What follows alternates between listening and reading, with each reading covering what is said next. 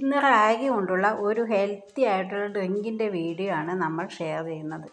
ഇത് രാവിലെ ബ്രേക്ക്ഫാസ്റ്റിന് പകരമായോ അല്ലെങ്കിൽ രാത്രി ഭക്ഷണത്തിന് പകരമായോ നമുക്ക് കഴിക്കാവുന്നതാണ്.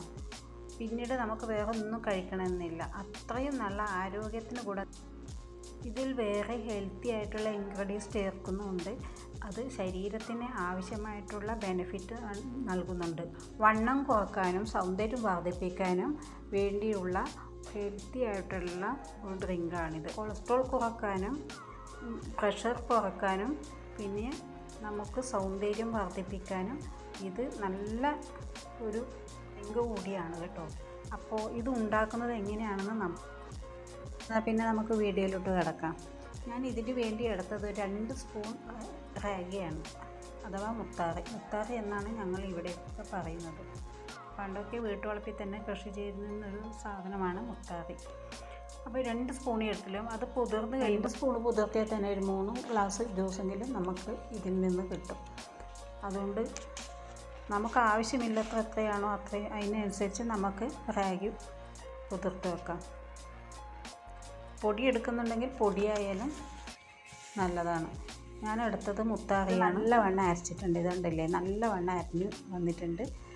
അപ്പോൾ ഇത് അരിഞ്ഞ് കഴിയുമ്പോൾ ചിലപ്പോൾ ഇത് വെള്ള കളറായിട്ടാണ് മാറും. പക്ഷേ ഇത് നമ്മൾ കുറുക്കി വരുമ്പോഴേക്കും ഇതിന് തവിടിൻ്റെ കളർ തന്നെ വരും. അപ്പോൾ ഇനി ഇത് നമുക്കൊന്ന് കുറുക്കിയെടുക്കണം.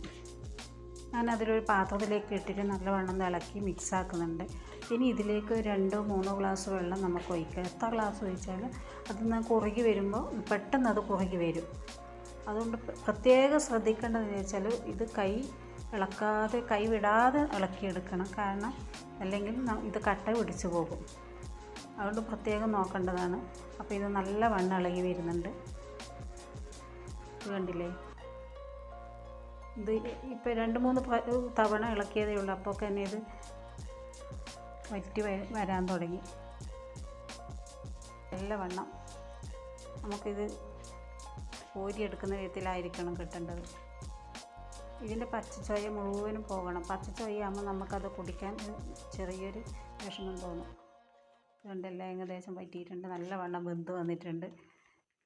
ഇനി ഇത് നമുക്ക് വേറൊരു പാത്രത്തിലേക്ക് മാറ്റി തണിയാൻ വെക്കണം.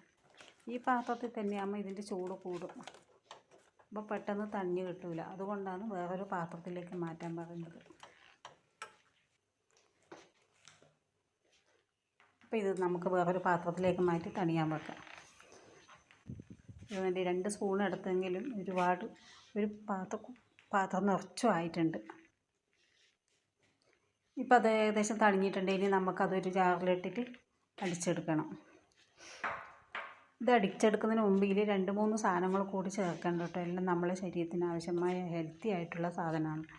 അത് ആദ്യം എടുത്തത് ഒരു കഷ്ണം ബീട്രൂട്ടാണ്. അത് വേവിച്ചിട്ടാണ് ഇടുന്നത്. പച്ചക്ക് ഇടുമ്പോൾ അത് പച്ച ചുവയ്ക്കും.